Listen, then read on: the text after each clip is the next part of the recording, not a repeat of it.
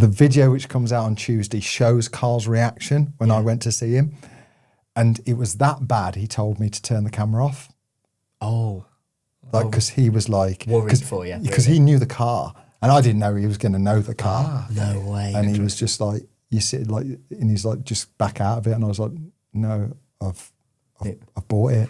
And That's he was, mine. I revealed it. And he was like, but just like, just don't go through with it. Hello and welcome to another episode of Talkin Shop. Today, if you don't know where we are, then come out of the hole. Where have you been?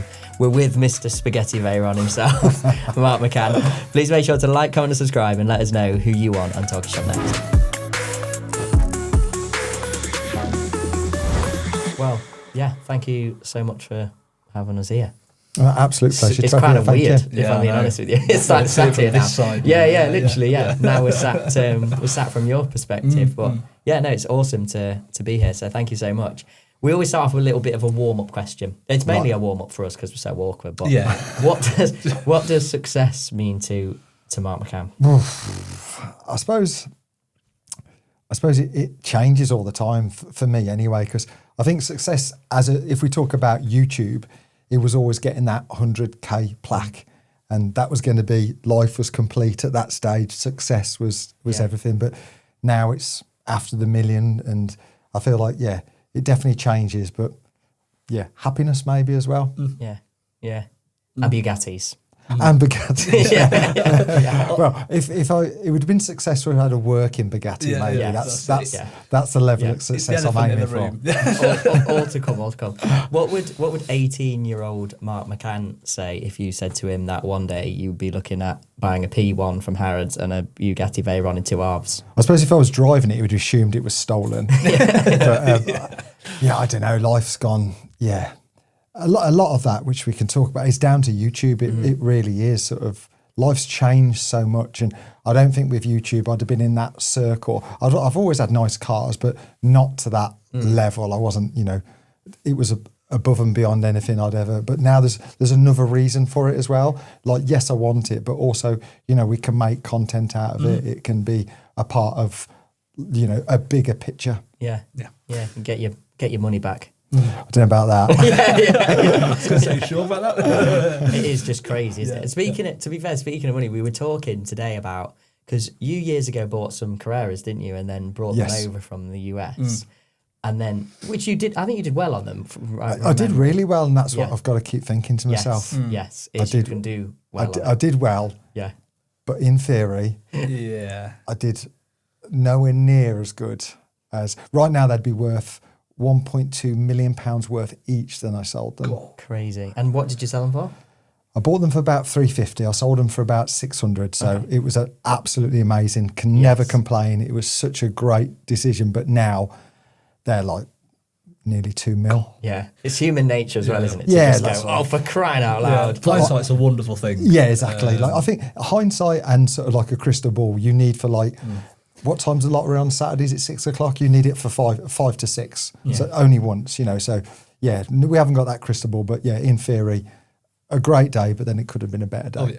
Oh yeah. Do you think you've got a good eye for like spotting which cars? Because for me, it's like so alien to like look at a car and think, do you know what, that could be worth quadruple what it is when it's. I think because of being a bit of a dreamer and always watch the value of cars, even when I couldn't afford them, I'd like look and think, oh yeah, how much is that? So I've always known the trend they've been on. Yeah. And being a bit closer into that world, I suppose the answer is yes. I feel like if I had to invest a load of money into some cars now, I could definitely choose cars which are highly likely to increase in value. Yeah. But it's obviously, insurance, running costs, storage, all that stuff. If you do it properly, then, it's probably not as profitable as it looks the way. But we don't do it like that. I get them here and they get sawned and they sit there. And then when we come to sell them, then a lot of the times we've been really lucky. I've had some bad times as well. Yeah. Trust me, I've had some bad times. We'll get on those.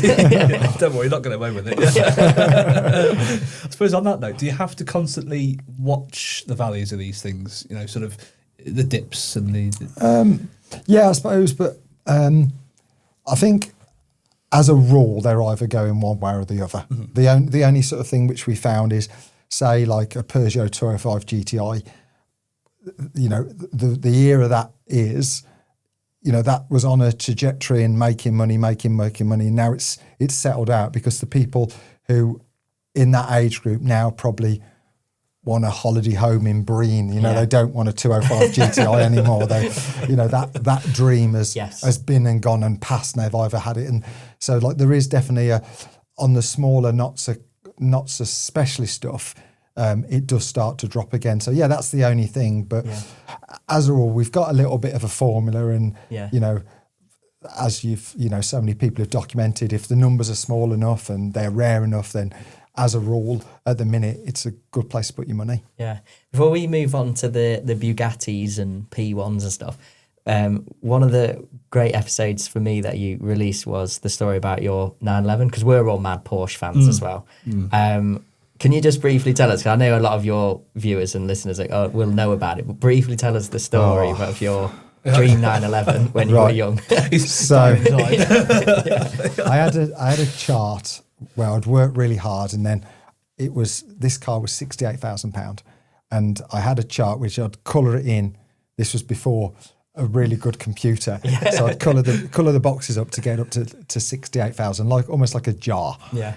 And I got to the top, and I was 23, and I'd done a load of wheeling and dealing, buying and selling, car boot sales, all sorts of stuff. And then I went and bought, I've been going to this Porsche garage for years, and I bet the bloke must have dipped his head every time I walked in thinking, oh, not this idiot again. And I said to him, one day I'm going to come in and I'm going to buy a car. And I was 23 and I went and bought a car. Pulled it out of there, went on a bit of a drive, ended up going past a prison on the way back, and I must have timed it to somebody was visiting one of their mates in prison, and then they followed me, pulled up at home. Again, hindsight, got out. My dad was on the drive, left the keys in the ignition, left it running. Obviously, that's a stupid decision right now. We all know that. Went in, saw my mum, and then I saw the car going flat out down outside the window down the road, and I thought, that's a bit cheeky, Dad. And then my dad come shouting, and then we took chase. Took chase after this guy who got the car. And we caught him up, basically. So we caught him up. I was in a car, and my brother and my dad had already hit my new Porsche, rammed it through a hedge and crashed it. And then I came down the road just after it, and then, as you do, tried to run him over. He moved. Justified, I was fairly angry at the time. I wouldn't be sitting in the Porsche anymore. I'd be sitting red. Exactly. That's exactly what it was like. And then, so we caught him. He went to prison. Probably didn't, as we all know. But it was it was a great day, and an horrific day by the end of the day. So I can't even imagine waking up that in the morning thinking, I can't do 911 today.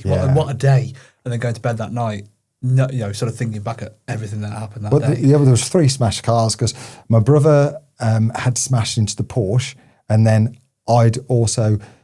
I was in my mum's Golf. No, sorry, I was in my dad's automatic estate, and I tried to run him over. Then I jumped out, and of course the car kept going. No.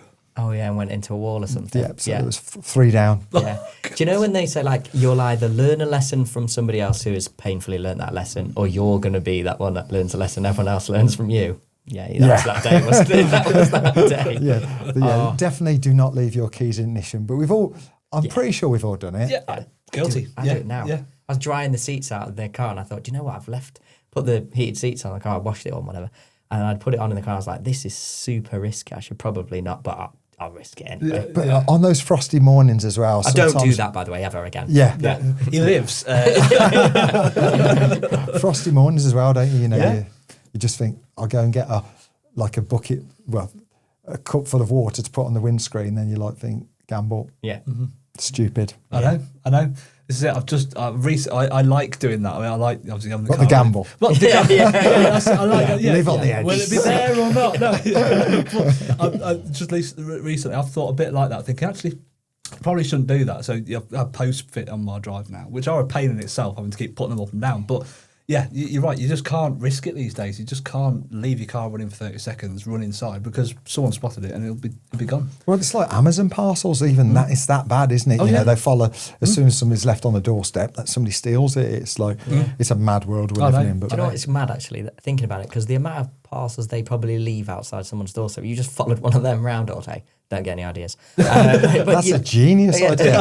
just don't get seen. No more work tomorrow. The only thing is, Amazon is so successful now. Pretty much everyone's got a Ring doorbell, but I don't think they care about being on video anymore. That's the scary thing now. No, look, people literally used to wear balaclavas, and they don't even bother with them now, do they? No, prove it. You know, even though my face is on camera, still not enough evidence. To, well, we've got a great video coming out next Tuesday, and it's a repatriation. We basically shadowed Global Telemetrics, who are a tracker company, and we went and helped retrieve cars after the tracker had gone off. And there's a twist at the end with that, and then you'll just realise that you can get away with a lot, and there's no repercussions. No. Yeah, or nobody asking the question, or even bothering to find out. I think like with this one, it's like he's caught, and then the courts just were like, not enough evidence, and you just like when you watch that, you'll be like, what the hell is going on? And we're all worried, oh God, can't do this, can't do that. But I think we can do pretty much anything at the minute. And you know, elephant in the room, we've got to talk about it. The Bugatti. Yes. It's what a project. It's all to come, I can imagine. But it's one of those where, like, I desperately, obviously, I've always wanted one the same as we all have. You know, who wouldn't, and the amount of money they are, I'd have to sell, you know, pretty much everything, which I didn't want to do. And this, my friend Ollie offered this car. And when we went to see it, obviously it wasn't what we thought it was going to be in any way, shape or form. But yeah, I don't know. I still, obviously right this second as we sit now, I have no idea whether it was the worst mistake of my life or the best mistake of my life. And I literally right now have no idea, you know, how bad or good it's going to get. But we've been doing the next video today. Well, this morning we were working on it. And I honestly feel like, I don't know whether I'm sort of trying to convince myself, but I feel like the odds are in my favour. And I feel like we're going to be all right, but that might be, now it's on camera now. Everyone will be like, dickhead, got it wrong. I was going to say. Cut back to what McCann said. How many times has Carl said to you, you should have just bought mine? I presume that's come off a few times. Yeah. It was, the thing is, again, the video which comes out on Tuesday shows Carl's reaction when I went to see him. And it was that bad, he told me to turn the camera off. Oh. Like, because he was like... Worried for you. Because he knew the car. And I didn't know he was going to know the car. No way. And he was just like, you sit like, and he's like, just back out of it. And I was like, no, I've bought it. And That's fine. I revealed it. And he was like, but just like, you know, just don't go through with it. I was like, no, like... Because it was a really awkward one, because I didn't really want to... Sometimes I feel a bit guilty, like buying stuff when, you know, I hadn't sort of talked to him about it, but I didn't want to, because it was obviously, it was for YouTube, it was a YouTube video, and I wanted to get his reaction. But then I'm glad, well, that's the wrong way, right? So I probably should have asked him beforehand, because obviously I'd have probably walked away. But you'll see on the video, he was literally like, you have made the biggest mistake. And he's a very trusted person. like he's probably the person I should take the most advice off.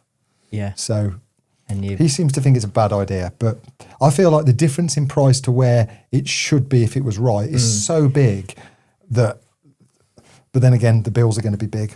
Yeah, of course. Hopefully the bills aren't as big as the difference, basically. Yes. So for context then, so you bought a Veyron in two halves with some bits. So it's not quite as simple as two complete halves that we're going to stitch back together. And Was it crash? Is it crash damage? Or No.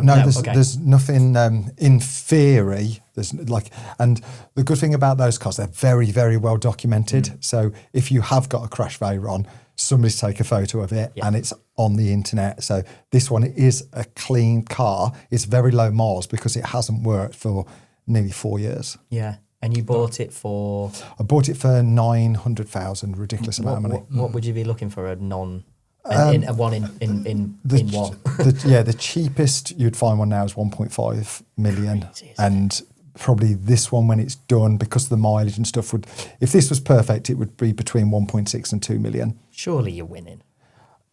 But the trouble we've learned at the minute is the gearbox is the one. Like basically, I can't test a gearbox. So we're fixing it and we're going to put it back in, and we're not sure. Like you have to set them all up and on this rig. Well, we haven't got that rig. No. Right. So I'm not sure you can do it as a DIY job like we are. So it's like an assembly rig.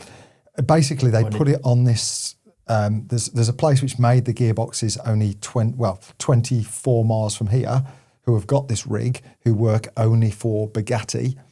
And if I put it's basically a pretend car, like it's a hydraulic system, and it changes gears, it runs it up. It takes about an 8-hour process to warm the gearbox up, align all the gears, align all the bits.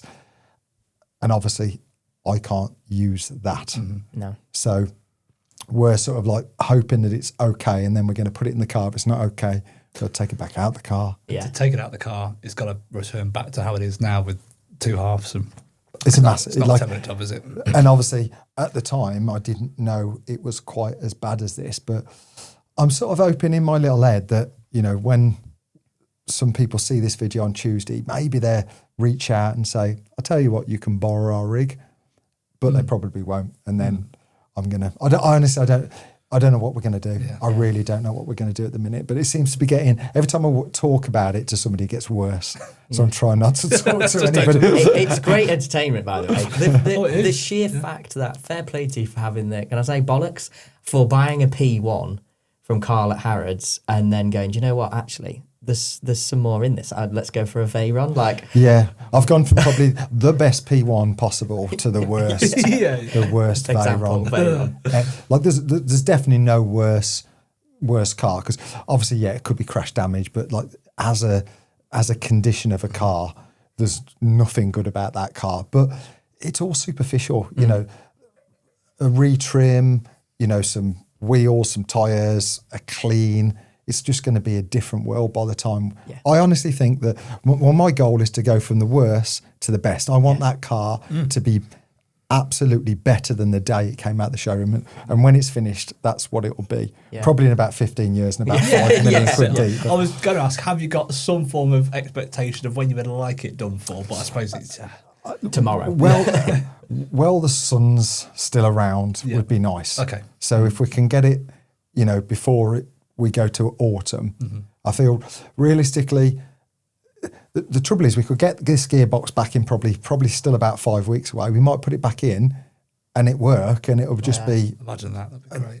But then also as well, another problem is if it doesn't... it's hard to explain, but the DCT clutch, apparently, it goes from one clutch to the other gear, and if they're not perfectly in line, like the one half goes soft as the other one goes hard, and if there isn't that perfect alignment, it can put massive pressure on the gearbox. Right. So I could also really, really break the gearbox. Yeah, it might be great for a few months. Think, it's all back together, We're and good. then go, uh-oh. Yes. Yeah, we've got a problem here. And then we are 300 grand deep for a gearbox, if we can even get one. Yeah. Wow, that's. Sorry, what? Yeah. That's crazy. Yeah. 300 grand for... Yeah. I mean, that is 300 grand. That's a lot of cars. That's a Ferrari. But how can it be that much money? This is... I know things are expensive and they say the word Bugatti tax, but the guy was telling us that he needed some more bolts for an under tray. And I don't know how many bolts are on an under tray, but I can't imagine there's a lot of bolts on an under tray. And they were £6,000 from Bugatti. for some bolts. That's just cheap. Like, what are they, magic bolts? Oh, yeah. Solid gold. Like, no, they've just got VW on them. But like that's the sort of thing where, like, personally, I would not, if there's bolts missing, there's no way I'm buying a Bugatti bolt. Yeah. Not a chance. You No. know, No. And this might be a good exercise of actually going, I suppose Matt Armstrong's done a form of this with the Chiron, hasn't he? But maybe on the Veyron, you can deplunk a few things there and go, actually, that could be the same as an A3 under tray bolt. Or that's the thing. And I think as long as we get that bolt and we don't put an M6 bolt with like a zinc plated with like the wrong size head, but if we get a A2 stainless steel or whatever titanium bolt and we make the bolt better than the bolt which is in there, then I'm all up for that. Without that, I can get some stickers or get them etched with a logo on, get sued, sell them on the internet. But like sensible, there's no way I'm spending £500 for one bolt. No, ridiculous. And it's got to be right, but I'm not doing that. Not a chance. Is there a possibility as well, because the Bugattis are what? The Veyron is 20 years old now when it came out? I think yours is a little bit younger than that, isn't it? Ours is 20 years old. Okay, 20 years old. Is there a chance that actually, you could maybe find some specialists? Has anybody approached you to say, actually, do you know what, we've been working on these and what we have done is improve the Veyron? Yes. We're going to use the people who are building the car as a company called Furlongers. Fantastic company. And basically they are re-engineering parts, because if you imagine the Bugatti brand, they've got a way of doing stuff, and it's, the parts are 20 years old, and, the technology, the materials, the processes.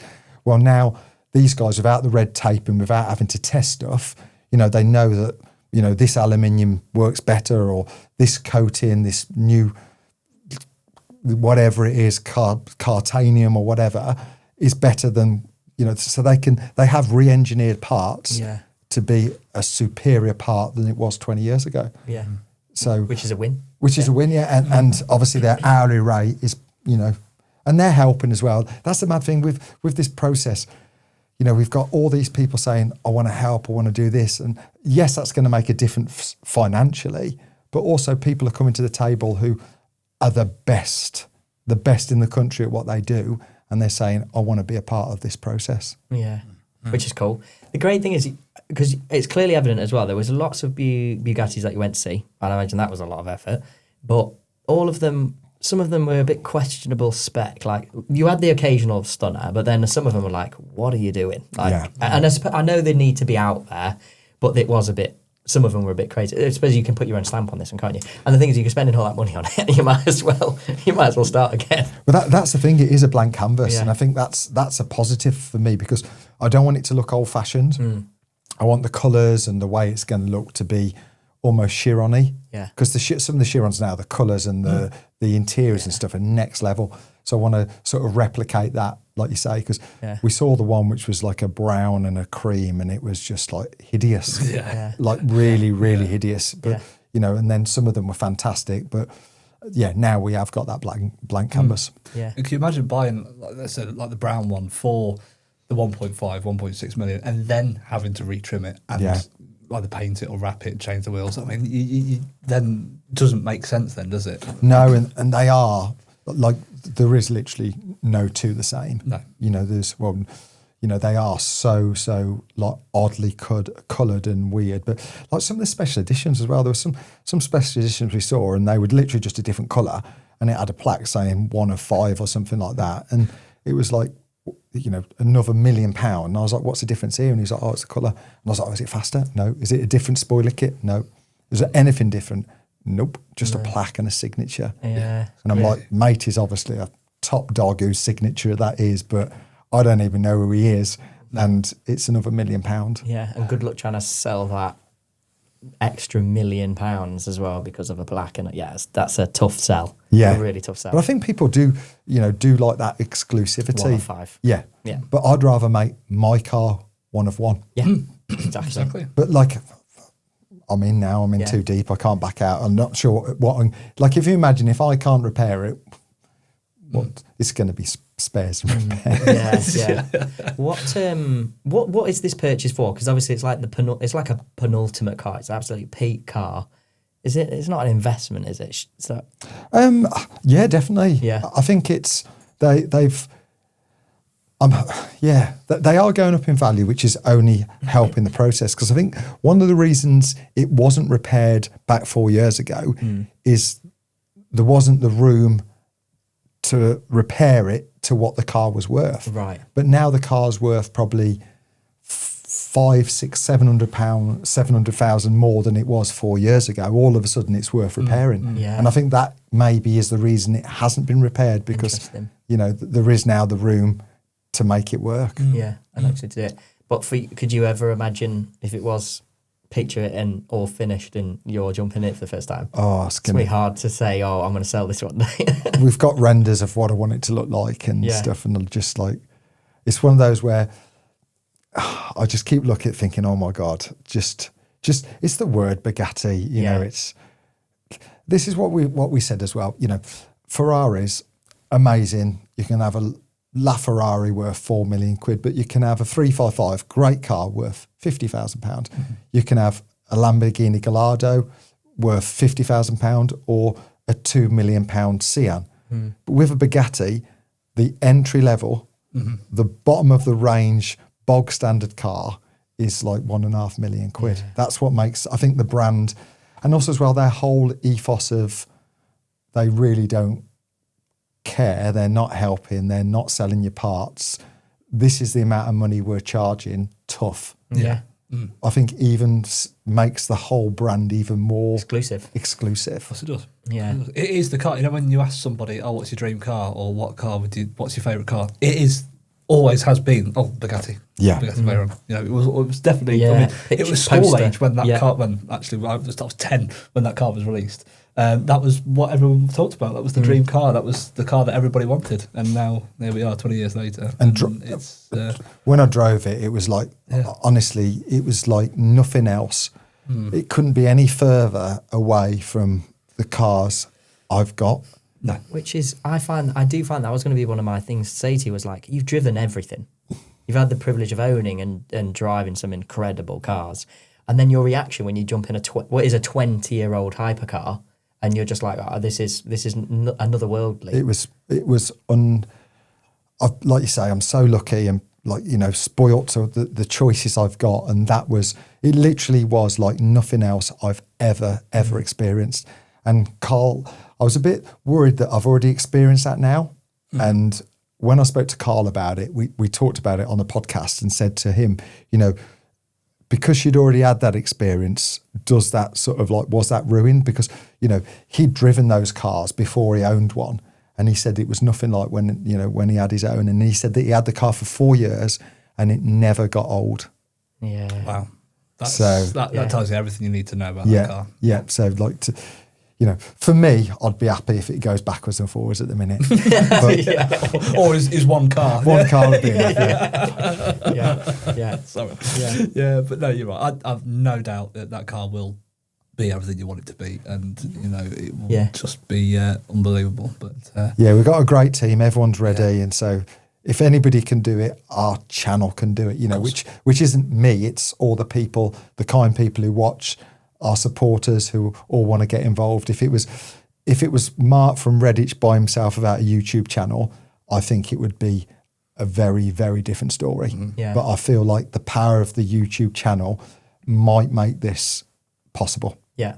And you've shown that with your social media as well, just how powerful the following is, and just how powerful social media is to get something or get in touch with somebody who knows something. It's incredible. So we've literally had here last week the guy who actually built my gearbox. No way. And I've had the guy who actually designed the gearbox. Incredible. You know, the people. That's great. You know, not like, you know, the man who built my gearbox 20 years ago. That's insane. Yeah. And obviously it makes sense that it is, but obviously the latest video is your most watched video, isn't it?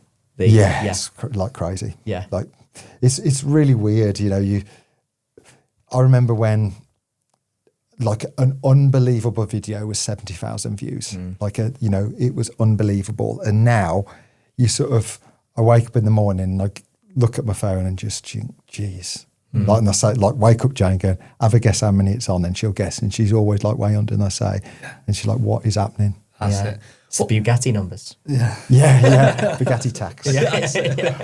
What was the point where, on that note then, what was the point that you decided to do YouTube? Was it something you were thinking about for a while, or did something make you do it? Yeah, I was doing a TV program for BBC. I got asked to teach Joel Dommett. Do you know the Masked Singer host? And he's also been on I'm a Celebrity, Get Me Out of Here. So I had to teach him how to drive a buggy, an off-road buggy, and we were against some other people on the show. And I met a guy called Ryan Taylor, who was, I didn't know him at the time, but he was a massive YouTuber, and he had like about 2 million subscribers. Huge, like very, very big around here. And I met him on there, and then we sort of like met up afterwards. And I remember we went out somewhere, and everyone was like, "Oh my God, it's Ryan Taylor!" And then people were like coming from all directions. And I, honestly, at that time, for me, YouTube was how to change a battery in a BMW key, or you know, that was what YouTube was for. I had no idea at that time that there was a YouTube personality who had a channel. Who I honestly did not know that existed. And when I saw Ryan that night, I thought, is this a setup? Because it was so over the top of these people. These like young kids were going like crazy when they saw him, and like it was a real thing. And, you know, so then he encouraged me to make a channel, and he definitely helped, like massively. You know, he had a lot of knowledge, his editors and everything, so they all helped. And that was definitely a massive sort of like boost, you know, which was pretty much very unrealistic boost, really. Like it didn't put us into a stratosphere, and it wasn't, you know, we definitely started at the bottom still, but we definitely had a foot up. Yeah, I remember very early Ryan videos. He had an A45, didn't he? And he's like the shopping centre BMX escape. You know, trying to get rid of the security, and just like really bare bones of. Yeah, well, obviously when I'd met him, then I went back and watched some of his stuff, and it was pretty like his content, which has proved to be, and the same with Ali Law and a few, you know, the nightscapes and stuff. Sometimes it's. What's it called when it's unsustainable? Yeah, you know, the police problems, banned, all that sort of stuff. And luckily, our content is extremely sustainable. So you know, that's probably, you know, that viral stuff. But you know, Ryan definitely gave us a helping hand. But also now, you know, we haven't done many collabs. We haven't jumped on the back of people. We've had this really nice, natural, slow progression. And that's, you know, that I think that's why we're doing well as well, because it's not been a rush. It's not been a viral video. It's just been a steady, constant stream of people jumping on board. Yeah, you've honed like your skills and knowledge of growing it sort of progressively to now you've found like the sweet spot, I suppose. Yeah, and that's not me. You know, that's my team, like our team, which is about sort of 5 people really, and they're just clever. You know, much cleverer than I am, you know, and that they understand they understand when we do a video, we already know how it's going to do. You know, we know if it's going to be a banger. Occasionally we get caught out and surprised, good and bad. But as a rule, we know what makes a good video, and we know the ingredients, why people watch our videos. And now we've got not a formula, but we know, you know, what we're trying to achieve. You know, to have that knowledge now is a massive advantage. Understand your audience. Yes. Yes. And there's one guy in particular. You know, we've got a great team, but like one of the guys, Matt, he just gets it. Like, you know, he'll just go, right, it's a great video, but it's missing this. And then like he'll turn a good video into a fantastic video in an hour. Yeah. And all the ingredients are there, but it's just been rotated wrong or not in its best scenario. Like I say, a lot of the times we don't even film anything extra. He just sort of like tells a story a different way, a bit of VO here, a bit of VO there, and all of a sudden we've got like a 2 million view video. Yeah. Yeah. I think what certainly makes it, when you're watching it, is all the graphics and the stats and the way it's all presented is, it literally is like a documentary style YouTube video. Yeah, we always say we try and make it like a 7-year-old can watch our videos. That's sort of like that's why I can watch it. Yeah. So that's what we try and do. And if it's too complicated to understand, then we go to graphics. But one of our parts of our video is I want people to go away learning something, because when we're filming these videos, I get to learn stuff. You know, we start off with a subject which I know very little about, and then this whole sort of like roller coaster starts. Then we do the first video. Then we have some of the great videos. We do the video, and then we have sort of some disgruntled employee email the week after saying, they did this, and do you know they did this and this? And then you read some of them, and I'm like, oh my God. I'm like, I can't say that. Yeah. Like some of the stuff I know about certain companies where it'd be great to tell the story, but I'd end up in court. Yeah. And I'm sure a lot of it's true, but the damage it could do to these companies, you know, just there's nothing better than disgruntled, sacked employees email. Yeah. That's it. Which knowledge is power, I suppose, but it's where you apply it, isn't it? Yeah, we box clever. We really do box clever. All of our videos, you know, when we've done videos before where a member of staff has said something which is great content and helps our story, and we use that footage, but we blur and change the voice because I don't want to get somebody into trouble. No. You know, we're take words out so that there was one woman in particular, and we took words out and changed stuff so that it was impossible to know who she was, because she would have simply got the sack. Right. What she said was honest and right, but she shouldn't have said it, and she shouldn't have said it to us. And we put it in the video, but we made sure that there's no repercussions on her, because it would have caused absolute chaos. Oh, God, Yeah. So we're respectful on what we do. So if it doesn't add to the story, then, you know, showing, you know, if it doesn't add to the story, then we're definitely not dropping somebody in it. Yeah. Yeah. There's no point. No. What are the repercussions, or what are the worries that go through your mind when you are doing these documentaries, Aaron said, with, you know, the most wanted driver or the car thieves? Yeah, it is really sketchy sometimes, and a lot of the time it's through the editing. When we're watching the editing, we're thinking, this is really good, it's powerful, it's what it needs to be. Is it too far? And then sometimes when we put a video out, we have a phone call with each other and say, right, we've had this, or this has happened, or this has happened. Then we're like, and, you know, there's times when we've taken videos down without, you know, and it's quite obvious why we've taken videos down, and people understand why they've been taken down. But yeah, it is, I think we're getting better, but we're also meeting like criminals who, this sounds so bad, but they're just humans as well. They are, like, we met some guys recently, and I felt really, really sad for them. I felt guilty for my life. And without a doubt, they were wrong uns.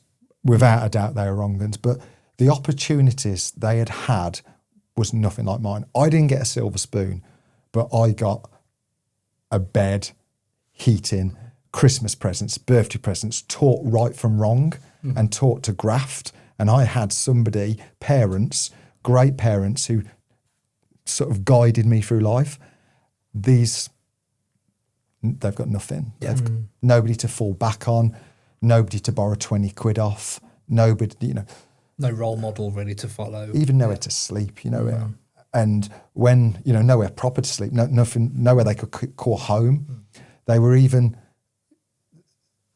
I'd say the one guy's probably his partner in crime, who may possibly have been his best friend. He also doubted him. So he literally had nobody. And without a doubt, what they were doing was wrong. But it's not justification, but you can see how they've been led down that path.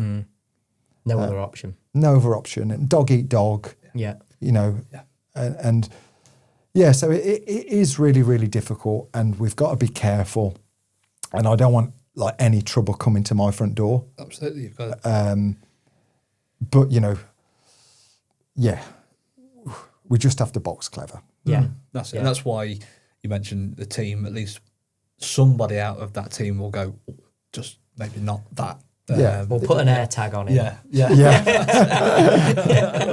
Especially like Jane, my wife, she's very, very clever. She'll look at stuff sometimes and just say, you know, we've literally been with people, and they say, don't blur me, don't change my voice. I'm like, no, we're changing your voice and we're blurring you. Like, and they're like, I don't care, but we still do, because like I don't want to be the reason something happens to them. Yeah, sure. You know, like if they get themselves into prison, that's their problem, as long as I haven't aided that fact. You know, again, we have all the comments, you know, you're speaking to these people, you're giving them airtime, you know, the obvious ones, you know, why don't you dob them into the police? Well, that's not my job. No. You know, we make these videos, which a lot of the time, without a doubt, help people from not being the victim of crime. And the bigger story, the bigger picture of that, rather than like locking up some kid who hasn't got nothing and will never have nothing, you know, who's going to be out in 6 months anyway, if they even put him away because of the courts anyway. So at least with the way do it, you know, we've had lots and lots of message of people saying, thanks to you, this happened, but I managed to do this. And, you know, so it definitely makes a difference to people. Yeah, like putting a lockbox, because I've toyed with that idea of sometimes just putting my keys in a, what would you call them? Key safe. Outside. No. Well, it's funny, we did the first video, and like I've seen these key boxes. I've been around key boxes, and I had no idea. And then they showed me how they got into this key box, and we came back here. We fitted one on the wall, and I went like smash like that with a screwdriver, and it just popped straight open. And you were saying that wasn't scripted or anything; it was literally was. And I hit it hard, but with my hands, not a hammer. It's a metal box, for crying out loud. And it just went boom, and the keys fell on the floor, and I was like, oh my God. And then we had.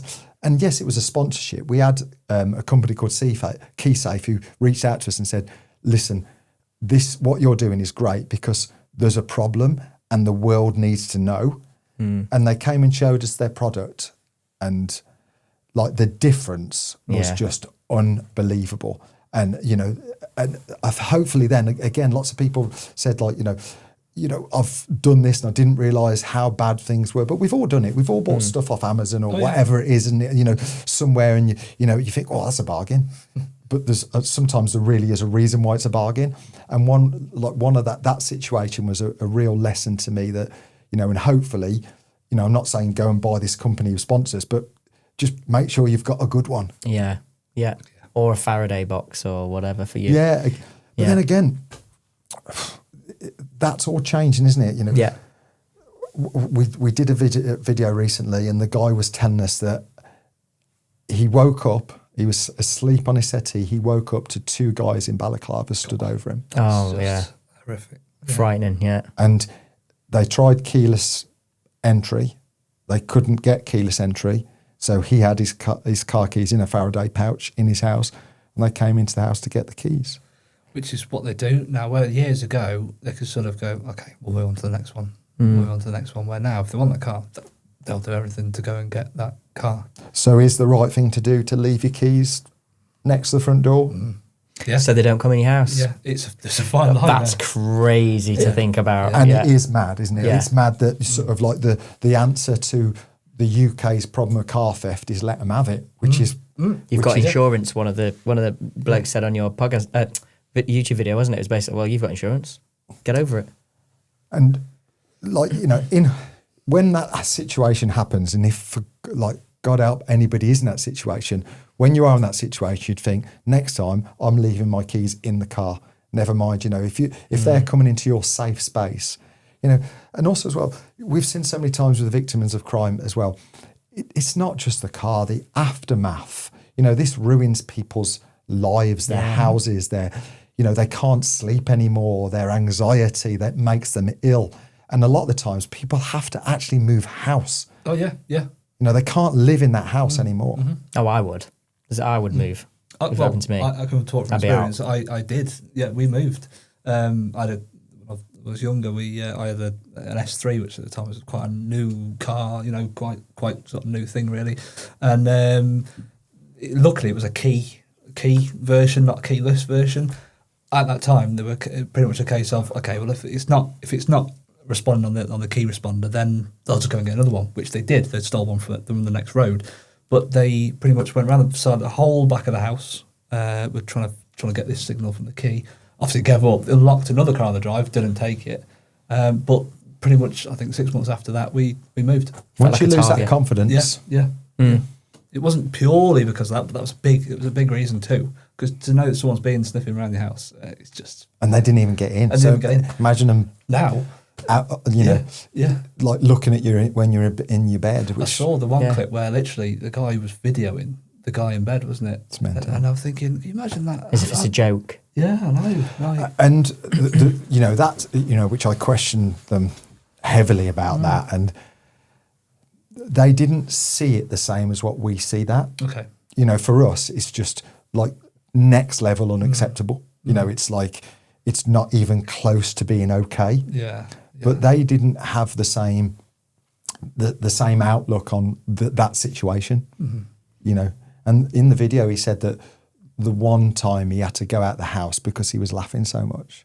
Really? Yes, I remember that. Yeah. Which is like, but again, it's not an excuse, but you've got to just remember the opportunities which we're lucky enough to have. Yeah. Mm-hmm. And we're very blessed.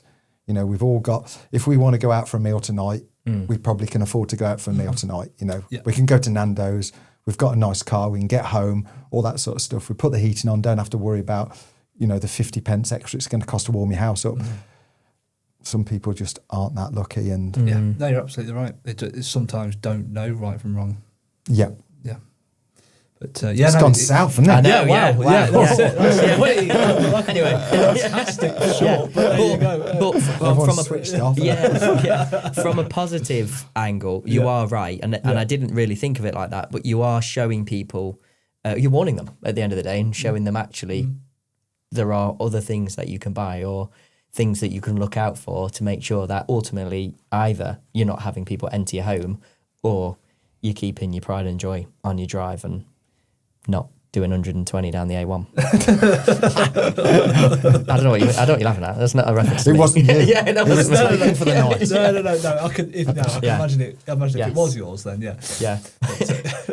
So no, I can't remember where we were in that, but that's just a crazy story, and that documentary style video. I mean, I can remember, when everyone watches it, you're just glued to the screen. You find yourself just sort of like completely hooked into the video. And there's very few channels these days that I feel personally does that. Yeah, that's when we watch, obviously we'll make it, we'll film it, we'll edit it.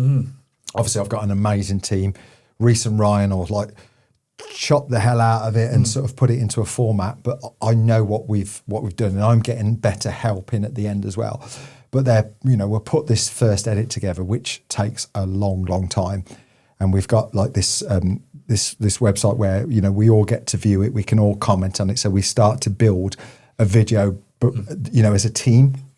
And when we watch it, sometimes I watch it the first time and I'm like, yeah, this is good, and then I have to review it and watch it again, and then we change it and watch it again. And sometimes I've watched that video 6, 7, 8 times by the time it gets to, being publicly uploaded onto YouTube. And when I'm not bored of it and I'm still thinking, this is all right. And that's a good thing as well. Sometimes we'll go through it and think, I'll sit there and watch it. And it's probably because I've watched it too many times. I think that bit's a little bit tedious now. So we're chop, so that, nobody is at the fact where they go, might click off and watch something else. We need people to be like going, oh my God, what's going to happen? I can't not see the end of this. Yeah, I've got to see. I want to know what the score is. I want to know that. And that's what we always try to do, is that retention, which YouTube rewards us for, for making sure, they're a business. They don't want you clicking off and going to Amazon Prime. They reward and push your video if you make great videos. Yeah. And, for us, they're obviously helping us because we are, doing, our team are doing a great job. Oh yeah. Absolutely. And credit to you and all the team, because I don't think there's anything like it personally. No. So, mega content, isn't it? Yeah, it's great. For me, to not have to copy anybody's fantastic. We are in our own lane. And we don't even have to say, we've, had this inspiration. Yeah, of course, some of our videos, we've taken ideas of parts, but a lot of it is like totally bespoke and ideas for ourselves. And some of the things we do, I don't think many other people could do. I think we've got this sort of like angle now and the trust that some of our videos cannot be replicated. Yeah. You just can't. No. You can't do what we're doing. Or you could literally go completely, tip the topic on its head, shall we say, and not even do an episode on car, and literally just do an episode on the property and the history of the battle with the council, etc., which was a wicked episode. Yeah. And then the twist at the end, nailed it. Yeah, that's again, that's when we talk about doing this, sometimes it's risk versus reward. And what we don't want to do is all our current sort of subscribers go, yeah, that was a bit rubbish. I won't watch next week's. And obviously YouTube will know that and sort of maybe not push us as much as it can. So when we did the council one, the house one, there was a lot of things in that video where it worried me, because that whole situation at the time was horrific for me. Yes, I've got this, I'm so lucky to have this house, but that lot made me ill. It made me really ill. It was really bad for my health, how they were coming after me. And at the time, if I'd have had a YouTube channel back then, can you imagine? Oh my God. Yeah. When we told the story and, now I know what I know. And the trouble is, the end bit, the twist, obviously I didn't know that till years afterwards. If I'd have known that at the time. Oh, yeah. Yeah. Could have a very sort of, it could have time saved a little bit. Do you think it would, having the YouTube then, and let's say you could have made videos on it, do you think it would give you a form of protection, or do you think it would go against you? Yeah, maybe. Because, even that counsellor, if I'd have told everybody who he was, and that's when we talk about stuff like that, I can get into trouble. Like if somebody goes and sets his car on fire or damages something or hurts him, that's coming back on me. So we have to be really careful, because obviously he did wrong. Yeah. He definitely did wrong. But that's my problem, and I don't want to get anybody else involved. But yeah, it is a difficult one. You've got to use, we're not powerful in any way, but we have got a little army. Yeah. Well, I suppose quite a big army now. People will sort of look after us, and, I'm sure the repercussions of, I can just imagine if I'd have said who he was. Oh, yeah. Yeah. Yeah. I know. Because he was underhand, and it's wrong what he did. Oh, yeah. And I'd imagine it's, if you could prove it, it would definitely be criminally wrong. Yeah. But obviously, whether you could prove that, I doubt it. But, a lot of the things which happened was disgusting. And, yeah, I'm sure when he's watching this video, he's probably thinking, "Oh, please don't say all that." It's coming up. Yeah. Fast forwarding. But doesn't it just show one person you wrong one day could, like that? You don't know. Talk about karma there. Yeah. The only thing I can liken it to, you were saying if you had a YouTube back then, is have you seen the WhistlinDiesel? Yeah. He's been here. He's been here. Oh, yeah, of course he has. Yeah, he drove around your track, didn't he? Yeah. Have you seen what's going on with him and buying the Ferrari, or I think it's a couple of different cars now in another state or whatever, because of the tax implication? But again, he's got the YouTube, because they tried to put an impeachment on, didn't they, to say, you can't talk about certain things. Yeah. I'd speak to him. Crazy. Here's me name dropping. I do speak to him, on the phone, and we know each other, and were friends, and he was actually in London this time last week. Right. And again, like he's got to the stage, like you say, that he's now trying to get out of America and maybe sometimes I think with what they've done to him there, obviously he did something wrong technically, but by the sounds of it, so did nearly everybody else, and it was just a bit of a loophole which everybody was doing, but they've obviously made an example of him and they've used his power against him. So it can work the other way. That's definitely worked the other way, and you know, like they are very, very, very clever people. He is very, very intelligent, and when he came here, I learned a lot from Ryan, and I've learned a lot from Cody. Like watching him, how he worked here and what he did was amazing. I remember we had a message from him. He followed me on Instagram and then said, "Do you want to do a video?" And I was like, "Oh my God, it's WhistlinDiesel." Is it actual was the right account? Oh my God. And every now and again you have that. You see somebody follows you and you're like, oh my God, he knows who I am. On a small scale, we get that. We think, oh, that's them. Yeah, they know, so I can't even imagine how that feels. You know? And it was just like, my God. And then he messaged and at the time I was always like, let's not get excited until he rings that doorbell. Yeah. Until that happens, let's just, and then when he actually was at the gate, I was like, oh my God, WhistlinDiesel is at my, which got through the gates, which was probably and that happens now. Like I recently did a video with Mashtag. I don't know if you've seen Mashtag. Like I'm such a fan of Mashtag, and I watch him all the time. And then again, he reached out and said, "Do you want to? Well, through a friend, do you want to do a video?" And he this is going to sound so bad, and God, I hope he doesn't watch this. But he sent me a voice note.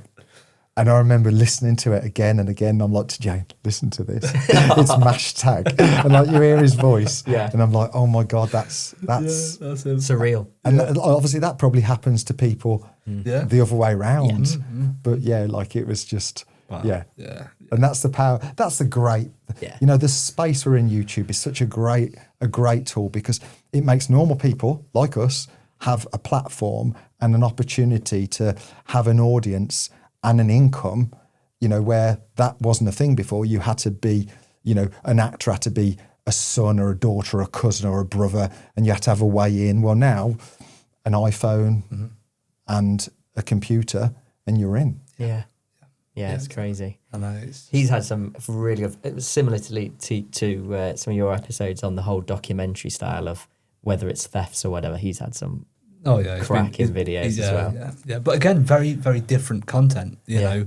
And I suppose on that, he probably does get a little bit of hate sometimes for, wrecking a brand new Ferrari or ruining an R32 Skyline, that sort of thing. But actually, let's face it, it's great content. It's what we're watching, isn't it? And I suppose our channel is quite similar to his in certain ways.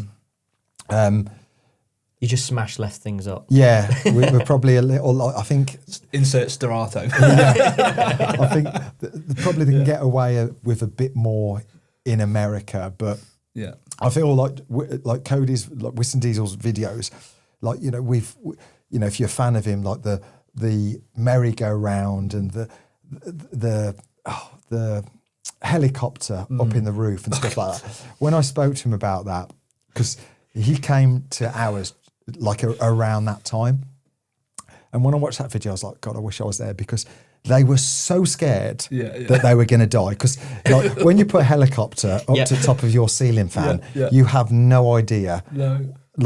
Is it going to explode? Is it going to chop everybody's head off? Is it going to not do anything? No. They had no idea what was going to happen. Yeah. And he said they were laughing so much because they were so scared, and and just that must I can't even imagine being behind the camera. Can you imagine? Yeah, half the time? It's so funny as well, because he's actually got this quite nice, smart unit, and he's just that garage door. Imagine being a garage door repairman. Here we go again. True, that contract would keep you going all year, because he literally smashes that garage door up, I know. Every other week. I often look thinking, is it like a temporary door they're putting there to make it look like? No. It really is the door. They just smash through it every time. Yeah. And sometimes they smash through it and then like go, we should have probably gone through the other door. And they're like, oh yeah, I forgot about that. Very clever. That's brilliant.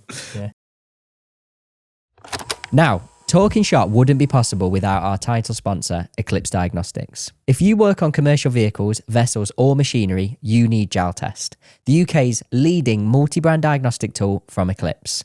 Plug it in, run a scan, and you'll get the OEM fault code, the components linked to the issue, and a clear step-by-step guide to fix it. No head scratching, just results. And it's not limited to one or two brands. Jaltest covers all manufacturers and models. So whatever rolls, sails, or shows up at your door, you're covered. It also goes beyond diagnostics with dealer-level functionality, ECU programming, calibrations, DPF regens, and loads more. Plus a huge library of wiring diagrams, repair manuals, and OEM technical data, tightening torques, reference measurements, the lot.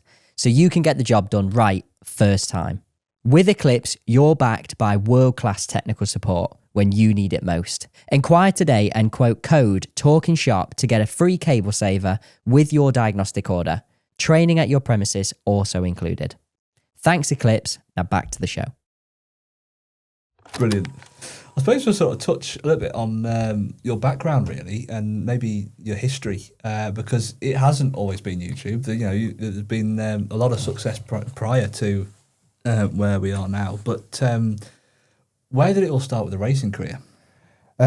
My dad, when I grew up, even when I was like a few weeks old, my dad worked, my mum and dad, obviously, my mum and dad worked really, really hard at our engineering company.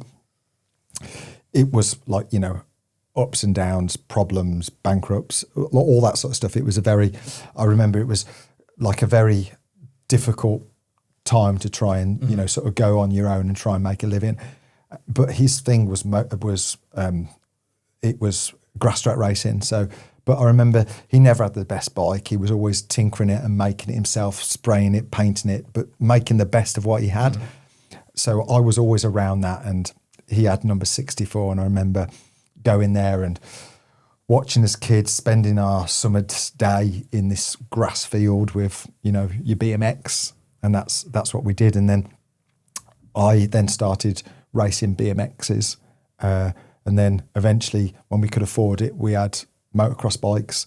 And then obviously, after smashing myself up literally to pieces, I eventually started off-road buggy racing and stock car racing and stuff like that. So, and it's been just absolutely fantastic, and I've been really lucky to do really well. But even I've said in the one video as well, which a lot of people don't know, with the buggy racing, you had a co-pilot, a passenger, and that was Jay, my wife. So I find that just what a power couple, really. Bonding. That's it. Yeah. And the thing is, never did she say to me, "Slow down." No. Well, actually, she did. She said it once, and I'll never forget. There was the one bit we had to go through this a gate, and we were flat out as fast as we go. So probably doing about 75 mile an hour in this buggy, and if you clipped it, it would be a massive, massive problem. And that's the only time she ever was a little bit worried, because, it looked like it was a lot smaller than what it was. But as a rule, I remember we crashed we were in Bastogne in Holland, and we rolled on the first lap, got taken out, and we were upside down, and you're hanging upside down, and it's quiet because everyone's gone, and you just sat there thinking. And she was like, "Should we get out?" I was like, "Nope," because once you get out, to get back in is a big job. But if they roll you over and by some miracle all the wheels are still on, we're off again. As fast as we can. We can. We were good enough to maybe catch some up.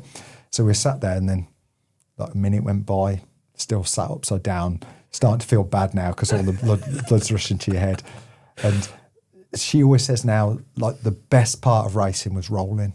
Wow, really? That's unbelievable. The bigger the crash, the more she enjoyed it. Oh, brilliant! What a great adrenaline junkie. Yeah, she absolutely loved it, and we've had some fantastic times doing it. Met some great people, but then that all stopped simply because of YouTube. So that was my real passion. That was where I'd spend the winter's nights laying upside down, fixing it, repairing it, making it better.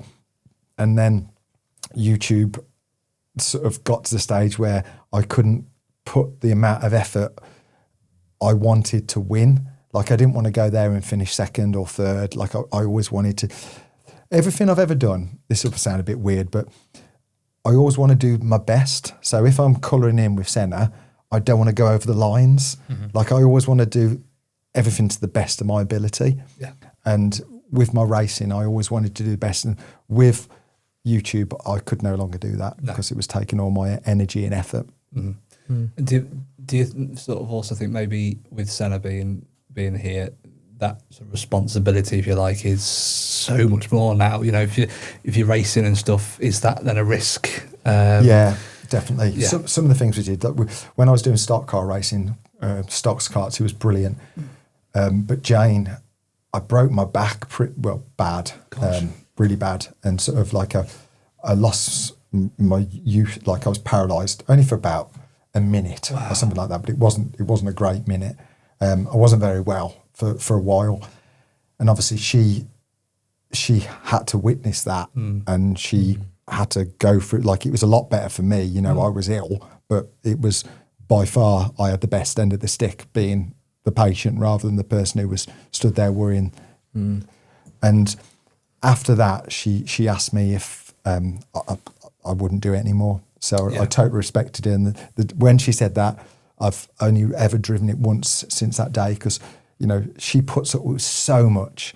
But when she said that she didn't want me to do that, I was like, yeah. Done, finished. Especially when she's been in the seat next to you as well. She's been there and done that. Yeah, I think the buggy-in she was all right with, but stock car racing, if you've ever seen it, it's just a different, it's a different breed. You know, it's like I've never been, you know, to give you an example what that's like, when you're racing round and you can't catch the people at the front, you can sort of like semi-stop the race by a big accident. So as you're going past somebody who's not so good, you will purposely put them into the wall to make that accident. So you'll put a lamb to the slaughter to neutralise the race. That's the level of that is those hardcore. and then like, you know, I just that's But that's why people love it. What an adrenaline though. I mean, I can see it. You know, what a feeling that. You know, to have the rules are you can do what you want. You can smash into somebody as long as you're not touching them when they hit the wall. So you can drive along and just. You can't push them into the wall. Can't push them in. You can push them into the wall, but as long as you're not still attached. Yeah. But you know, the World Championship races, they're literally there'll be two people who are really, really good and have a chance of winning, but the one will just say today, I'm not winning, but one thing is not happening is he isn't winning. So literally, the only reason they'll be on that track is to wipe them out and make sure that they don't win that title. Someone do that to you? No, but I've heard plenty of stories where there was one thing which like sort of like when I got hurt that it was definitely one of those times where enough's enough and don't push your luck anymore. Who are your heroes in racing? I think there are two of them are maybe a little bit obvious, but definitely Ken Block for the stuff which he's able to do in a car. I don't know.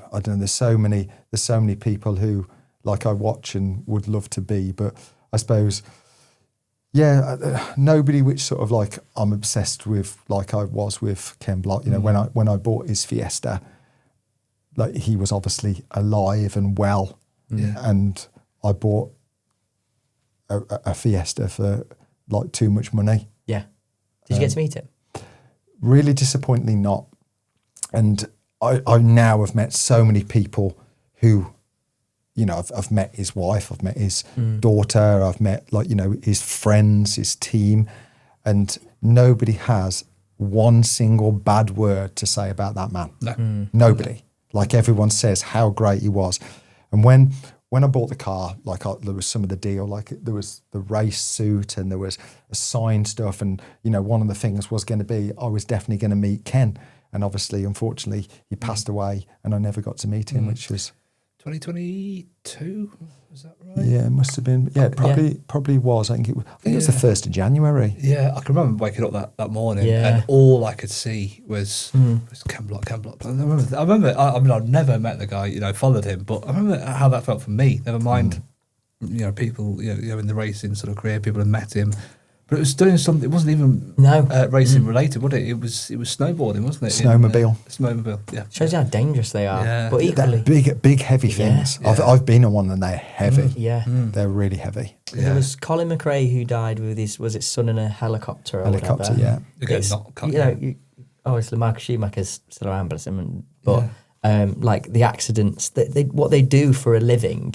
And then something happens at skiing or whatever. Innocently. Scary. Really, and you think of them as invincible. Yeah. You watch them do these things and you just think they're gods in a way. Mm-hmm. And then, you turn the telly on. Yeah, but it's nice to see Ken Block's daughter. Is it Leah? Leah, yeah. Doing what she's doing now, sort of following in her dad's footsteps. I think that's really cool. Yeah. I met them at Abu Dhabi. We did a video going to Abu Dhabi and I met... Lucy, his wife, and Leah, his daughter, at a motocross event, and it was obviously they knew who I was, but not because I had his car, and it was just great to meet them, but that car now is just. When I first had that car, I could jump it, bump it, roll it like nobody cared, but now it's. You've got to be so respectful, and people see that car now and they literally weep, they cry, they get it because it is the car. It is the car. Yeah, and I have a lot of respect to you as well although no doubt you've been offered probably some silly money for that car, keeping it because it is still the car that your hero drove, sort of thing. It will always be that. It's not necessarily just an investment item that can be sold easily, and No. When I got offered a lot of money for it the first time, he hadn't been passed away very long, and it would have been. Oh gosh, it would have been deeply disrespectful to. Yeah, definitely. But still. It's there's one life, live it. And you've got to do what you've got to do. But I'm glad I kept hold of it now. Sure. It's a shame it's worth so much money for the reason it's worth so much money. Yeah. Nobody wants to see a wife and 3 kids without their dad increase the value of a car, but the truth fact is it has, and it's worth literally 10 times more than the day I bought it. Which is also as well, that car has. I raced at Goodwood Festival of Speed because of that car. Like a proper dream bucket list. Not just for me. Like me and Jane went to the ball. Were stood at the ball, and all these famous people are there, and we're stood there going, "Oh my God, there's that!" And we were just like, sort of a pinch me moment, just amazing. And again, this year we went to the Pride of Britain Awards. And there's Cat Dealey behind me with somebody holding an umbrella over her head. Gosh. And there's like H here. There's like to be fair, I didn't know a lot of them who they were, but Jane knew that's that person. That like everyone on the telly, even Keir Starmer was there on that night. And there's me and Jane. Rubbing shoulders. Just these like YouTubers, who've got like, somebody looking after their 6-year-old, and we're there going, I didn't even have a pair of shoes to get, and then I'm having to go shoe shopping, and we're there at this event, and I'm just like, my God, thank you, YouTube. We're there. We've been invited to the Pride of Britain Awards, and it was just what an experience, just unbelievable. Like to give you an idea how like some of the stories I like to tell. We were there. Jane goes to the toilet. She's got up. This woman sitting next to me, and I'm thinking, that's Jane's seat.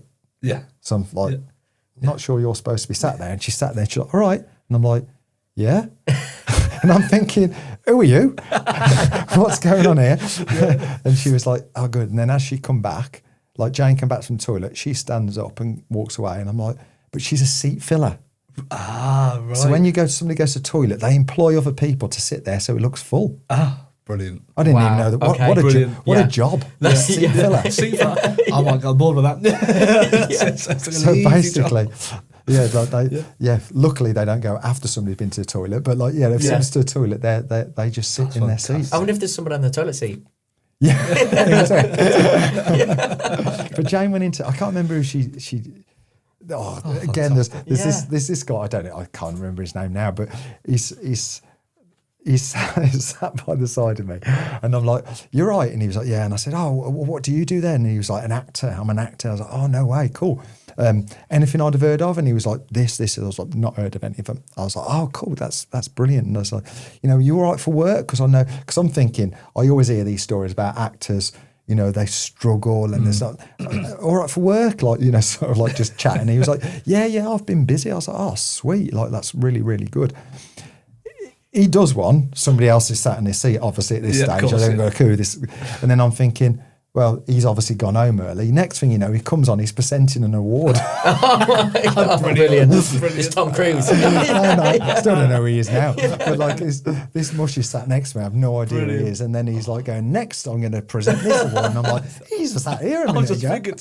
And I was like, James, like, I told you who he was. And I'm like, I still don't know who he was. Yeah. But he was like, he was on the table with us. That's amazing. Surely you must get a bit of that now, though, because of how the channel's going. Surely you were at a petrol station or shops, and you must get people come up to you and sort of notice you. And and it's really flattering, and it's like it's getting to the stage now where it is like everywhere.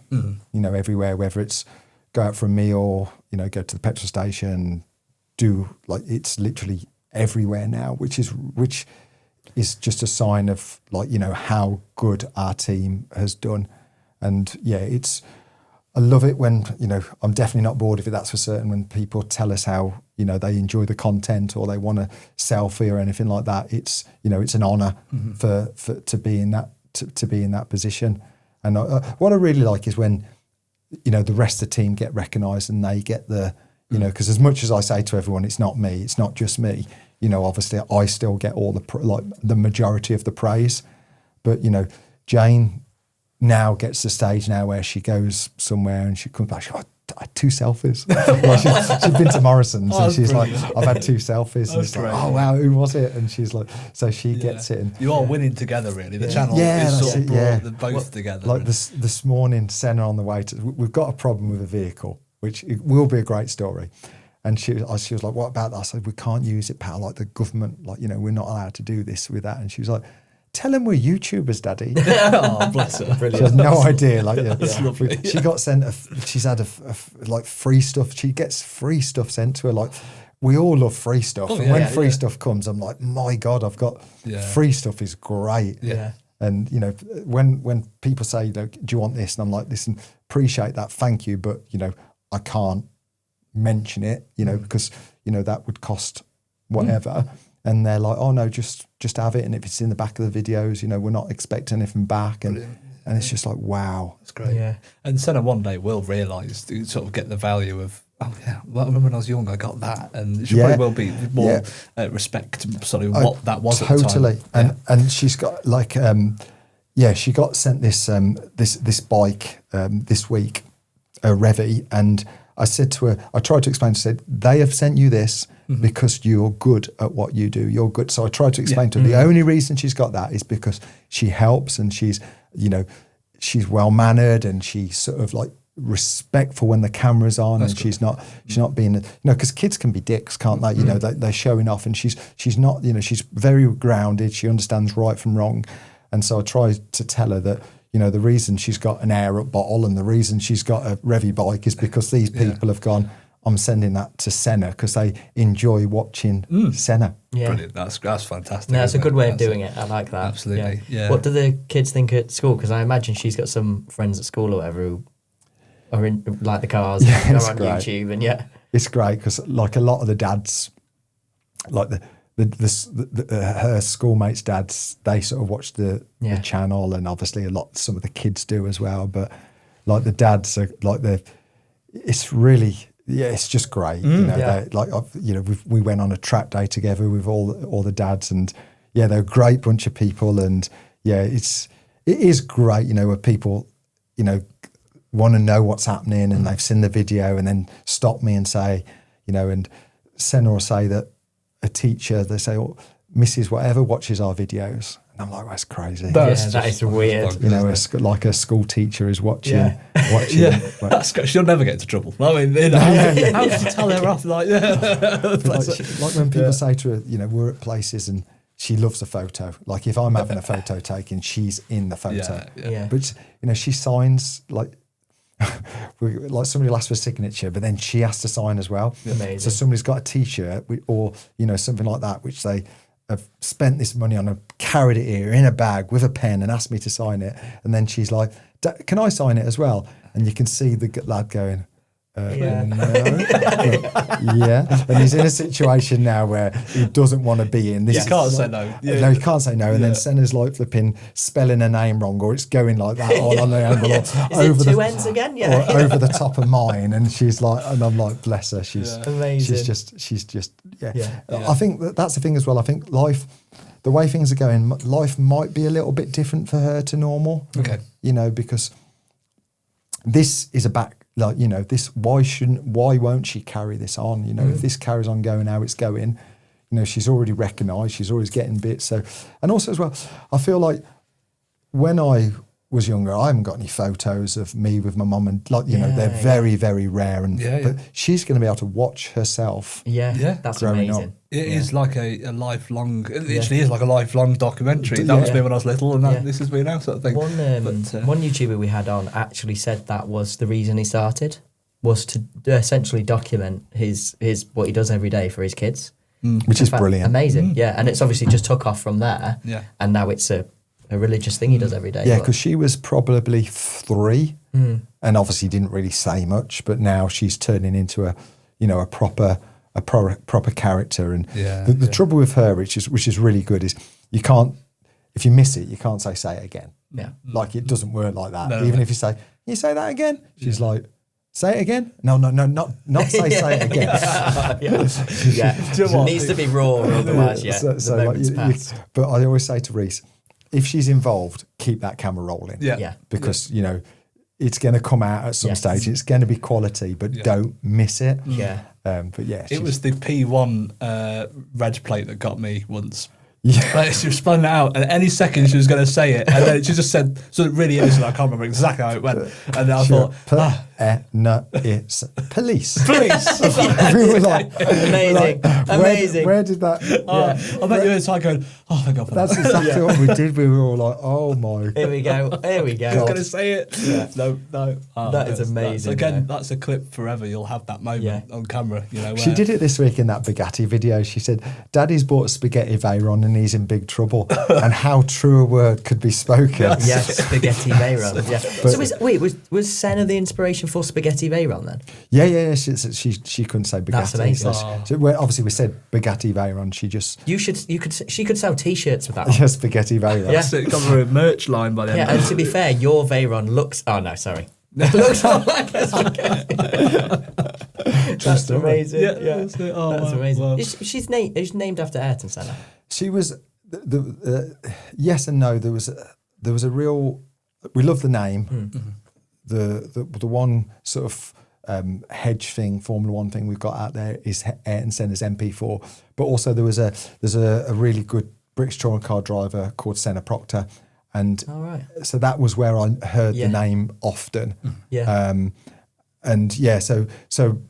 Basically Senna is quite a boy's name, but we've had lots of people now, like only one the other night as well, say that, you know, people message to say that they've called their daughter Senna after Senna, and that's like proper cool. Of course, it's sort of carrying a bit of a weight now with the name, I suppose, the history, and people doing the same thing. When people say that, like, you know, they like her and the way she is, but yeah, I'm really lucky. Like, you know, I've said it before, but the team, my family, my friends, you know, they're not celebrities. No, they're my real proper friends. Yeah. Do you think with every win that you have, do you feel like there's a big responsibility there though when things maybe go south? So, for example, the video where it was the sort of picture sent to you of J-Man and Senna together, that you suddenly thought, oh, I'll step at the time here a bit.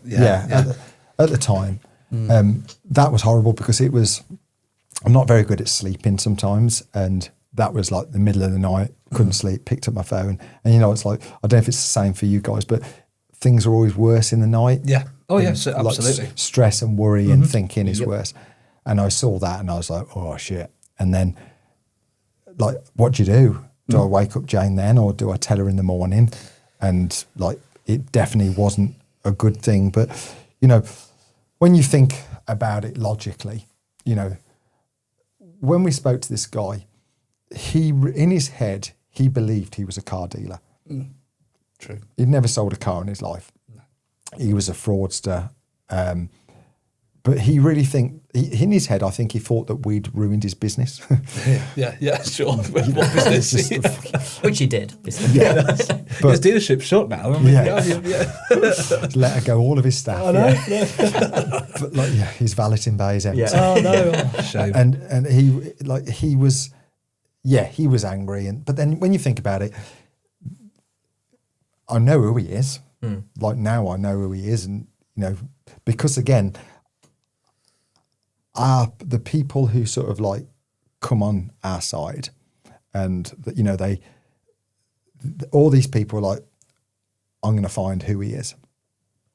I know exactly who he is, and I'm never going to do anything about that. No. Like, he can do his thing, I'll do my thing, but I know who, where, everything about that guy, thanks to people helping us to do that. But and when he said he was going to come and do this and come and do that, is he? Like, how many axe wielding murderers also says that they're going to do it? Yeah. And like an SAS man, like I remember getting told this, like, when somebody says I'm going to knock you out or anything like that, it's not them you want to worry about, it's the ones who don't say a word. Yeah. And if you say you're going to go do this, you're not going to go do this. And maybe he will, and maybe old fate Ken will come back and but I think he's had his day, like, and it was bad at the time, but it's a good 12-hour flight away for a start, so where he lives it's not. But probably a little bit closer than that, unfortunately. But even so, like, people have always said, there's going to be a byproduct of when we're doing that sort of thing. And, there's all sorts of dealerships and things which people have told me where this has happened, and we could go after all those people. But then it becomes very personal and very, I've got to think of, people say, oh, do this, do that. And I'm like, well, you do it. Like, don't tell me to do it. You get, your house burnt down. You get, somebody come and threaten you. So we have to pick our fights. Of course. And I think you do it in such a clever way that, you tell the story, but you're not offending anyone. Yeah, and I think as long as we're on the fence, there's definitely times where I've got more of an opinion than we can put across, but I don't want to sway the audience. It's up to the audience whether they think they're legends or think they're horrible people. We're trying to do a biased opinion from both sides, and it's up to our audience to decide which way they want to go. Yeah. Is there a video that you can tell us about that never made it to YouTube, that potentially you can't reveal the video, but you can tell us what the context of the video was that you gutted about or would have done really well? Yeah, there's one which we're trying to get done now, which actually will go out. But but there's some bits where I found out about big companies and shareholders, and people have done some pretty disgusting business decisions which have altered people's life and health for monetary reasons. And big companies where they should have done something, they didn't, because doing something would have cost a lot of money. So they're happy to see the negatives because it doesn't hurt financially their pockets. Yeah. And when you see that and you think, I understand why, because it's a multi-million, billion-pound company and the shareholders and pressures, but you think, but somebody's probably dead. Yeah. How do you live with that type? Yeah.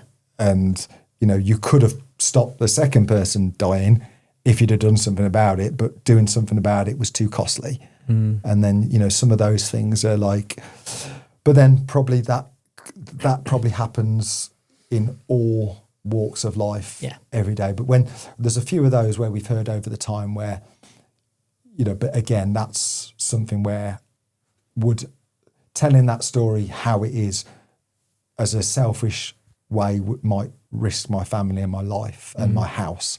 So, Yeah, some things are left best unsaid. Yeah. It's one for down the pub with my mates, and I tell them, they're like, "Oh my god!" And I'm like, the few people I've told about, they're all like, "What?" Yeah, that's it. And nothing will come back on you because it's hearsay, isn't it? It's not being released out. Like it would make a great video. One day, maybe just bank it. When you're done with YouTube, maybe just go, okay, last video. I think it's when I no longer. Do have you ever seen Ricky Gervais Afterlife? Yes. Yes. When you no longer care. When I no longer care. There's probably 3 or 4 great videos coming. Maybe you might put the telly on one day. You might see a headline and go, "We're on." Do you know what I mean? So, What a series, by the way. Yeah, that's Inside Scoop. Yeah, absolutely. Oh, it's a fantastic series. Yeah. With the car collection, again coming back to that whole hindsight thing, but is there a car that you wish you would have bought to now have and either keep or sell, or a car that you wish you wouldn't have sold and you still have? Obviously, the Carrera GTs were different because they didn't really. That was definitely a business decision. So I saw there was a gap in the market. I saw the dollar rate was good. I saw they were undervalued in America. And I bought the second one with my dad, simply because I knew we could make money. Not a massive fan of the car, not a massive Porsche person anyway. But there was one which I talk about quite a lot. So it was a Lancia Delta Martini 6, very special edition, white with like the blue and red stripes. Beautiful car, these amazing blue seats inside. And this is a lot more effort than we usually go to. Me and Jane went on a plane to Italy to go and see this car, and it was £45,000 at the time. And looked at this car, and it was unbelievable, but way too good. Right. Like something just wasn't right. And everything about it, something wasn't right. And now I know what I know these years later. Okay. I can have a fairly good idea that this car was a clone, or there was obviously something very wrong with this car. But it was one of those where, wow. And now that's £200,000. God. Oh. Wow. So, but I'm pretty sure I'd have either lost my £45,000 or it would have been somebody else's £45,000 worth of car. So, but yeah, that's definitely one where, especially as I love the car so much as well, I want one of those cars. But again, missed the boat now. There's a few cars like that, like a Countach. Would love a Countach, but there's no way now. That's ship sailed. Like I'm not. If I'd have been on it early enough, I'm all up for it. But I'm not paying the overs those cars have gone to now. So Murcielago SV again. Wow. What a car. There's a few cars where ship sailed. Yeah. Never say never, but No. You're right. It's one of very few now around that let's say aren't in the collection or in a sealed box somewhere. I've got an idea. Fix that Bugatti. Yeah. Because that's easy. Put number 64 on it, a 1 of 1 plaque, sell it for £1 million over. Buy what you want. That's it. There you go. All so easy. Yeah. Done. I'm done by tomorrow evening, won't you?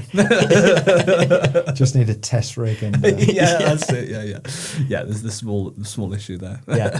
With the car collection of your size, the maintenance costs and implication, and because you did a video covering this, what does it really cost you to keep these cars going?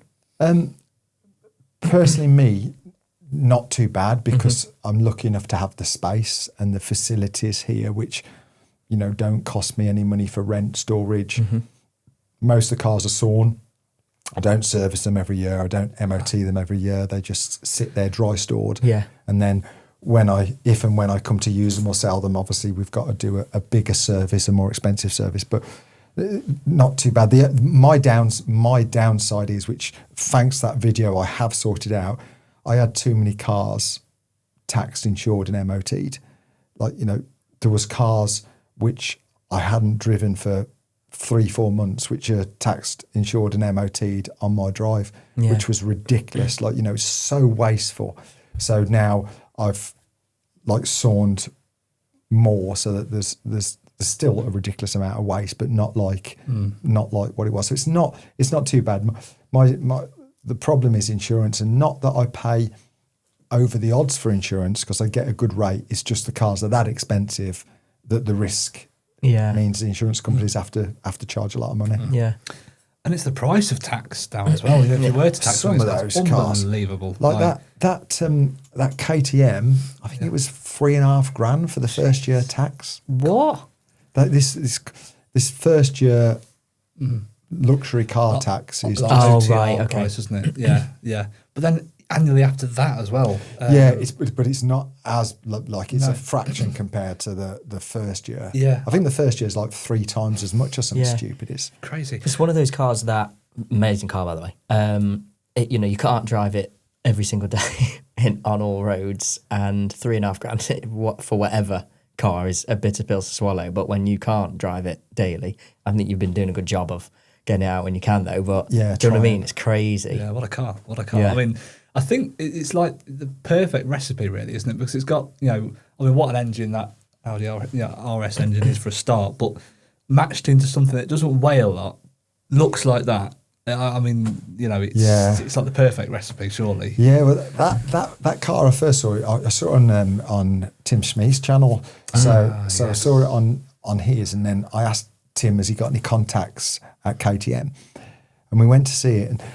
And again, that was a risky video, because is anyone going to care about a KTM?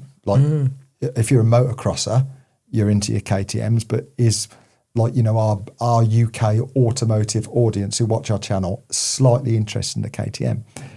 And we went to see this KTM, and what a company!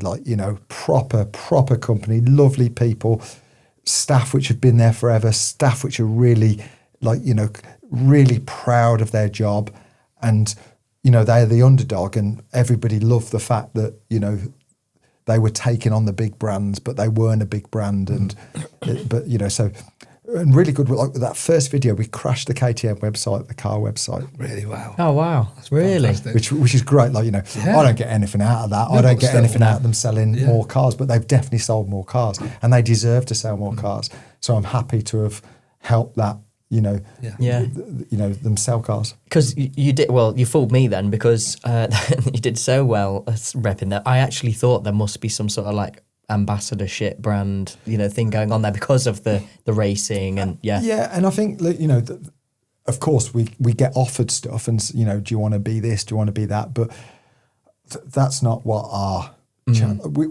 I'm really conscious of this ambassador, getting a percentage, all that sort of stuff. It's, to do that, I could be doing that all day, every day on Instagram, saying this. I want our content and people to watch. Yes, of course, at times we're going to do a sponsored ad. We're going to do something on Instagram. But what I don't want to do that every day. Yeah.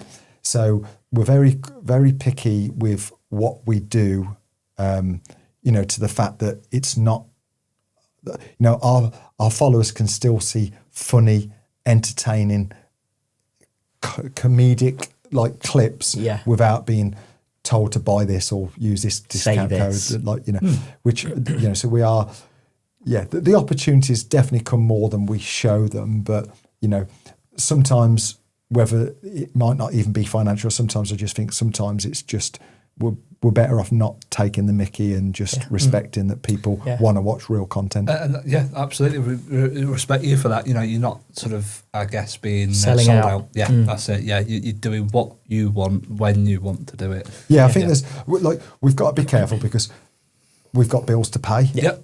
Absolutely. And I've got a big team. And we want to see the content. Yeah, which obviously, through the years has cost me a lot of money. And now it's getting to the stage where at last, we're seeing something back for that.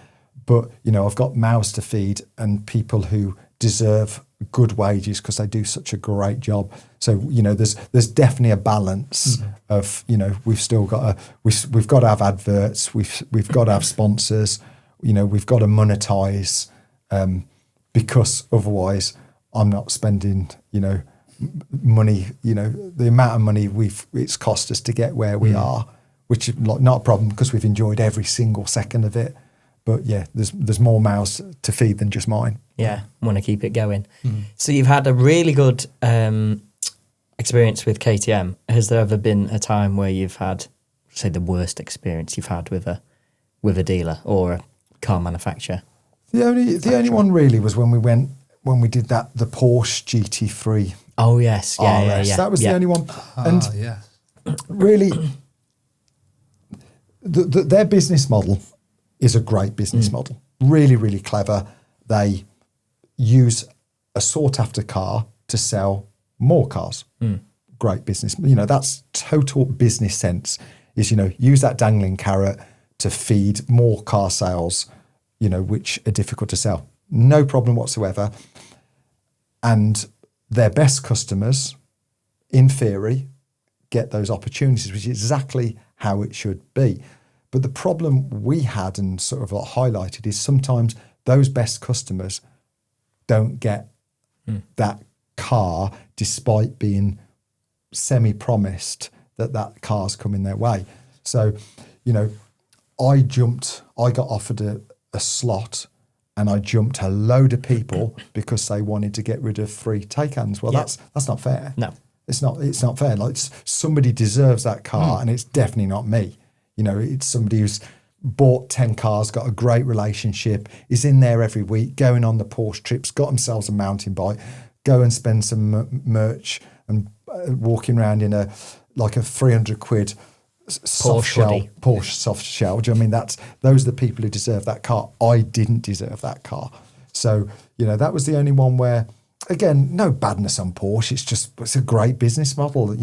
It's a clever business model, but I didn't like that we were sort of led to believe that we could get a car. If you bought these 3 cars, look, we can't do it, but we can do it if you just get, you just buy these and lose a chunk of cash. And again, some of the things we didn't put in the video because like if we'd have said who that dealership was and what it was, all the people who didn't get a car at that dealership would have gone berserk. Yeah. Okay. So again, we've respectfully left details out, which doesn't help the story, but could have caused chaos. Yes. Okay. Like you didn't need to know what dealership that was. You didn't need to know that. No, it made no difference. Made no difference to the story. Yeah, you've built the picture without exposing the actual the details, if you like. Yeah. And is the GT3 RS worth buying 3 take-hands? Do you know what? Definitely not for my life. I think if you lived by a track or you're a track dayer or anything like that, that car was amazing. When I eventually got it here and I drove it, amazing, no doubt about it, but I could have been sat in any of the Porsches. As for going from my house to Rowley Regis in a traffic jam at 30 mile an hour via the school run, that car didn't really do anything. I think looks cool though. Yeah, really cool. Round a corner at 170 mile an hour, I'm sure that thing is unbelievable, but that's not my life. But a Lambo is, I can go to do that same journey in a Huracan Strato with it banging, popping, revving and jumping and kangarooing, and it feels like a theatre of amazingness. Yeah. But with that Porsche, it was just a great car. Yeah, no, I totally sort of understand that because it is built for, as you say, doing exactly that. The hard corners, the fast corners, not built for the middle of the country where there's potholes and it just didn't do enough for the money it was in my life.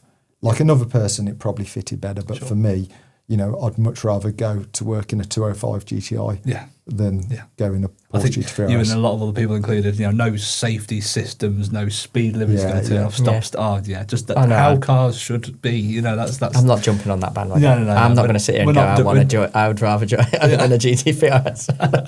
I'm one of those. I'm driving that GT3 RS to go on, and it's half a mile away. He's such a poser. Yeah, that's it. Yeah, definitely an amazing car, but not for me. No. Yeah, that's absolutely. Yeah, totally understand that. Yeah.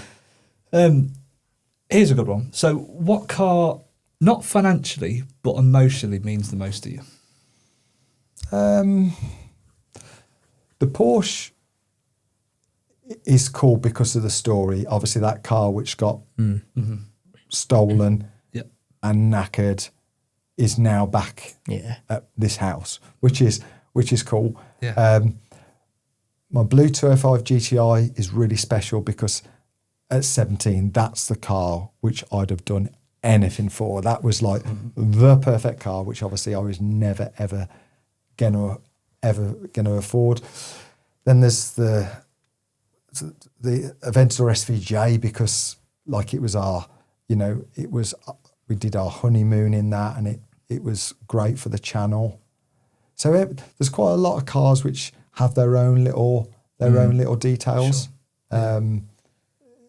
emotionally tied to, and obviously the Ken Block car because of who and what that is. But there's and the C63 Black Series again, just because I bought that from profit of buying and selling stamps. So that was a cool, I felt like it was like a real clever way to buy in my own little world. And so that means quite a lot to me as well.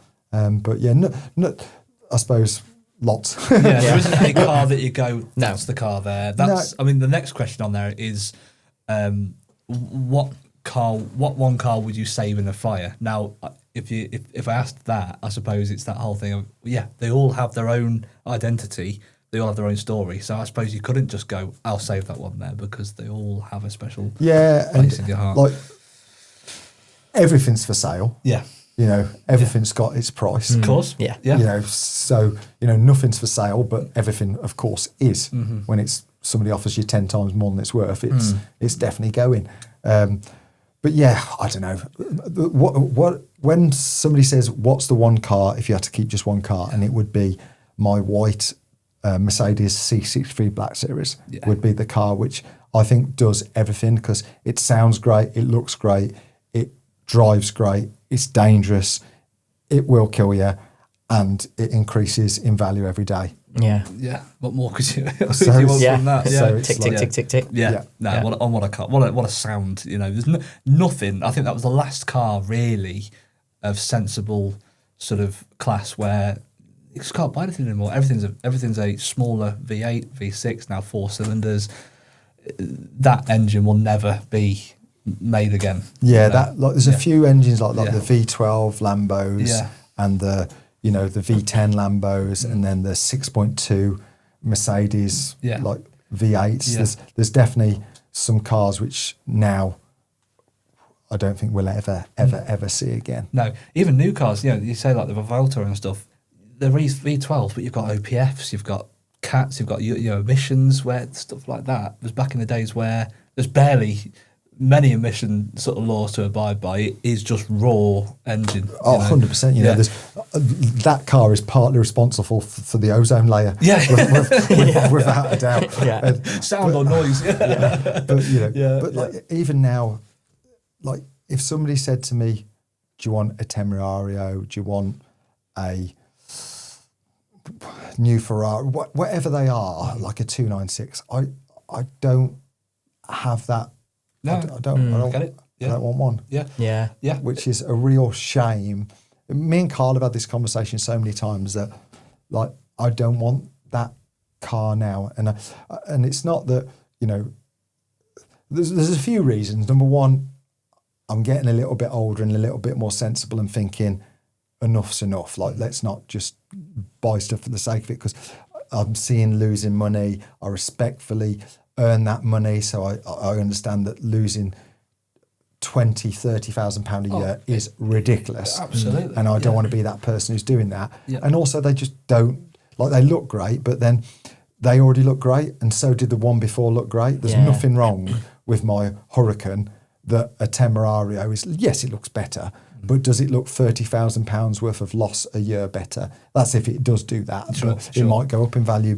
But, but also as well, even driving it, sounding it, listening to it, you know, I definitely prefer and I think so many people are in the same boat now. Like you look at a 355, a 360, like the prices, my 993 Porsche, they're going up and up and up and up and up because people, you know, this hybrid thing is going to happen. Electric, the cars are going to go up, which everyone talked about. Well, it's happening. This is it. It is happening. Yeah. I said a couple of years ago when I've got an M3, that is the last new car I will own for that reason. I'm not interested in electric. I'm not interested in hybrid. I don't want something that's going to lose money. That's the last of the best, in my opinion, of that sort of era. Category. Yeah. And I think the trouble is as well, that's happening a lot. Yeah. So the manufacturers, some of the manufacturers who have had it so good for so long are definitely going to feel that they're definitely going to feel that you know, they're reporting the losses. And yes, without doubt, some of it is because the country's in a bit of a mess, the world's in a bit of a mess. That's one reason, yes, without a doubt. Yeah. But also a big part of that is just cars. Like I've got an A45 and it's a 2017. Yeah. I don't want a 2025. No, that is the optimal. It's the if you want an A45, that is the perfect A45. Yeah, absolutely. The new one might look a little bit better, might go a little bit faster, might be a bit more comfort. The stereo and all the infotainment's better. But that car is the best driving A45. 100% agree. 100%. I think you're right. 2017-18 was the last of the best. Yeah, agreed. Yeah, agreed. I think anywhere between 2010 and 2018, like you say, that's the window where you had power, you had reliability, you had noise, and you had electronics, but you still had a little bit. Yeah. Well, now most cars, if you turn traction off, it doesn't actually turn traction off. Yeah. Like if I want to try and kill myself and smash my car, let me do it. That's my choice. That's it. Don't tell me it's off when it's not off. That's it. When I turn it off, it's I need to do an update now, and it takes 15 minutes, and then you can't jump back into it to drive it off because it's still doing an update. Just leave it. You know, if it wanted an update doing, I'll take it to the dealer, and you can do it for me. They definitely take the choice out of it. Yeah, that's it. No, exactly. So no, we can agree on that. Yeah, cars aren't getting better now; they're changing. Yeah, but I feel sorry for the manufacturers actually, because they are being almost forced really to push that agenda. There are fines for any car that doesn't meet the criteria now. So before they even make any profit at all, they're losing average between £14,000 and £15,000 a car they make because of the electric emissions stuff. Yeah, but I've seen this now. We no longer live in a free country, do we? You know, we through taxes were forced and steered into where they want to. I'm not going to get political, but we do get forced into, you know, by making everything so expensive, it pushes, you know, people down a certain route because although they want to go down this route, they can't afford to go down that route. That's it. So, you know, they use money and taxes against us to influence our decisions. Yeah, and it's not the manufacturers doing this. So, that's there's nothing on them personally at all, but that's how they're being sort of forced to I think exist. And we did it. We spoke about electric cars. We did say. You know what we said before coming in? Don't talk about electric cars, because we feel sometimes with like algorithm and stuff, if you mention it, it's a boring subject now. Everyone's done it. They've all hated on it. That's it. Yes. And, I saw a comment today. Somebody was going on, like we'd mentioned, there was a clip which somebody had clipped up about in our last podcast. We talked about Teslas don't get stolen. So I joked. I said, yes, because nobody wants to steal them. Totally agree. But it's just a joke. And this guy's going, oh God, here he goes again. Look. I'm like, I don't like electric cars. I have that choice to say those words. Yeah, exactly. Like, we live in apparently a free country. I'm not saying everybody else should hate electric cars. I don't like electric cars. I don't like, you know, that's just the way. But I've got the choice to say that if I want. I'm not saying do not buy an electric car. No. I don't want an electric car. I don't want to. Without a doubt, electric cars for some people are perfection. They do everything they need to do at a fraction of the cost. Mm-hmm. You own a company, you get it through directorship. Of course. You get the rebates. You have your own petrol station in your front garden. By plugging it in, you get there's so many yes. For me, it doesn't work. No, absolutely agree. I don't live that life which suits that car. I don't live in the place which suits that car. Agree. Yeah. But for some people, it's perfect. That's it. It suits a purpose. It's an appliance for a certain purpose. Yeah. And I feel like a lot of people as well. I think a lot of people who have electric cars don't actually want an electric car. But just financially, it's not. It's the smart choice for them. For them and their lifestyle, and that's fine. I won't ever say a bad word about them personally, but it's not for vegetarians. That's it. Yes, that's them. Yeah. Where's Mark in 10 years from now then? What do you sort of hope? Where do you think this is all going to go? God, I don't know. I got you. I've maybe gone. No. It's a good question because I'm worried about my mom, age and stuff like that. I'm worried about safety with the life and the way things are going. I suppose really, our YouTube channel, brilliant. Want to keep on doing great things. Want to make sure all the lads are cared for and have nice cars because they've earned them and they're living a better lifestyle because they've worked so hard. And then Senna, I never thought I'd be a dad. No. And now I'm a dad. My God. Everyone used to say to me, when you're going to have kids, that's what life's about. Yeah. Procreation or whatever it's called. I like the practicing bit, but I weren't that bothered about it. That's what you're doing, you're practicing. I wasn't that bothered about a child, and now I've got one. In 10 years' time, I just hope I'm fit and healthy enough to enjoy a 16-year-old daughter at that stage, which I'm sure will be a very interesting life. Because if she, knowing what she's like now, to give you an idea, there's a teacher at school, Senna calls her a different name for no reason but to wind her up. Brilliant. So that tells builds you, a good picture. Yeah. That's what, if a 6-year-old is taking the mickey out of you and doing that just to wind you up, that gives, I feel like boys are going to have it tough with her. Yeah. She's grown up around adults. She's around good people. She's switched on. She's struggling with the old stranger danger, which we're trying to sort. But I think 10 years time, I want to be one of the things, which sounds really boring, but healthy. Yeah. No. Totally valid point. Yeah. That's acceptable. Yeah, absolutely. Yeah. Absolutely. And I can't wait for her to know more about cars than the boys as well. Oh, oh my God, they pull up in what they think's a really cool car, knowing who you are, and she gets in it this is pants. Oh my God, amazing. The one thing which I worry about is when somebody breaks a heart, when somebody makes her cry. Yeah. That's going to be a tough one. Oh yeah. A real tough one. Yeah. Because Mark has a responsibility as a human being because of the reach we have.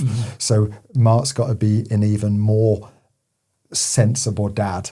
But I can see why people lose it with bad boyfriends. And also as well, that I was really lucky. My friends were good people and I was around people who were athletical. And yes, we went out and got drunk and yes, we had a great time, but we weren't off our heads on drugs and stuff like that. And it's only her life could be swayed in that direction just by that one wrong person. Yeah. And me and Jane talk about it, when you say you're not to hang around that person, it probably has the opposite effect. Yeah, you're right. Yeah. That's sometimes you sometimes at an older age, you just want to do everything you can to rebel and, sort of be your own person, I guess, don't you? But you know, as a dad, all you can do is give them the best opportunity, tell them the rights and wrongs, and you've done everything you can. You know, let them make their own mistakes, but don't let them make too many of the bad ones. Yeah, it's a good way to. And I want her to be whatever she wants to be as well. Yeah. I don't want her to be like, I don't need her to be a brain surgeon. I don't need, like, if she wants to busk in the streets but have a smile on her face, crack on. Do you know what I mean? Like, I just want her to be, I want her to be what she wants to be and just enjoy life. You know, when I was almost sort of like expected to be an engineer and go down that route with work but you know, I just want her to be a good, as long as she's kind and polite. That's the most important things in life. Yeah. So much more than that. That's a really good point. Yeah. Anything else coming up? Yeah. I think that's pretty much our topics. That's it. We've covered Don't get me wrong. You've done so much. There's been so much. There will be people who go, how come you didn't ask him about that? I know. It will be something we've missed. And we'll get in the car and go, oh, God, we didn't ask that. But, any insights you can... You've got what? You got tomorrow? Yeah, today we bought a Focus ST, which is stolen and recovered, which has got altered VINs. Really excited for that because we've done that video twice. A real great rinse and repeat so we're going to buy this car, try and figure out what happened to it. Yeah, I like that. That was cool.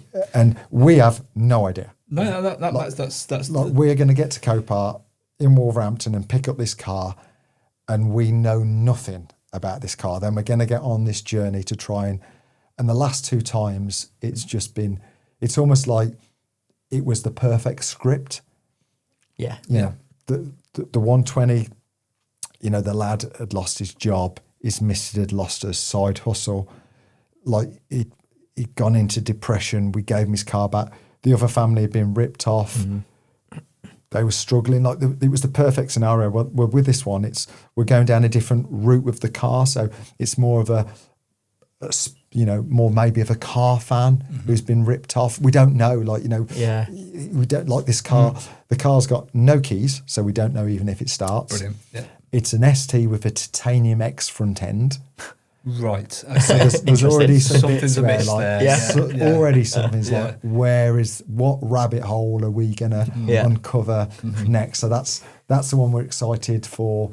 But obviously tomorrow I've got to go to work, and the day after I've got to go to work. So it's trying to fit all this in with a full-time job is going to be. Oh yeah. But like if I could stop at home every day and make YouTube videos, I would. But I've got responsibilities. Yeah. You never know. One day, it's again, hindsight's one other thing. It may be that one day, you can do that. You can sort of do what you want when you want in terms of content. But what you do already is fantastic, and I'm sure a lot of people will agree. So love it. To you. Content is amazing. Love it. Yeah, so enjoy it. We really do enjoy every second, and that's the most important thing. If you can wake up and enjoy what you do, then you're winning, aren't you? Yeah, and the time when it doesn't do that, then maybe we'll take our foot off the gas. Yeah. And it is hard. It is hard to do it. Yeah, no, we're getting a taste of just how hard it is to keep, pumping out what people want to watch and listen to. It is difficult. Whilst trying to do, like yourself, like a full-time job. And I think some people rely, and we are, I have messages saying, you're the only thing which I look forward to in my week, I've got nothing else and so there is a responsibility to sort of like some people who are so invested that,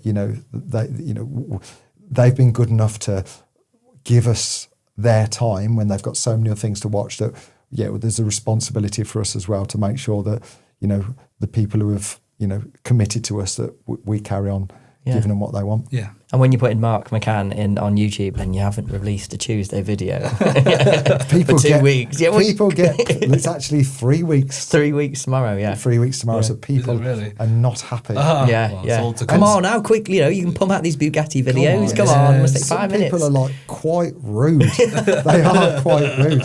Amazing. They are quite rude. But obviously, if you saw, well, I'm sure you know how much time and effort. I said to you before we started this, we had the one clip at the start of the video the other week. it had to be in front of the P1. We drove, the car isn't here, it's in storage. We drove basically all day there and back for this 5-second clip. And like my team, when they say we need that clip, and I'm like, yeah, but let's just put a clip in of like the car. And they're like, no, we need to be stood in front of the car. And I'm like, yeah, I don't want to do that because I've got a job, I've got a daughter, I've got a family, I've got a wife, and I'm tired. But my team, you know, we always want to make the best video, and that's what we do. And so sometimes the sacrifices which people don't see, like we get the good bits without a doubt, but we are also trying our best to make the best quality over quantity. But, you know, it's difficult to juggle life, and if we could make more videos at that level, we would. Yeah, no pressure. Well, thank you ever so much, mate. I've really enjoyed it, so thank you. Likewise. Well, if you've enjoyed this episode with Mark, please make sure to like, comment, subscribe, and let us know who you want on Talkin Shop next.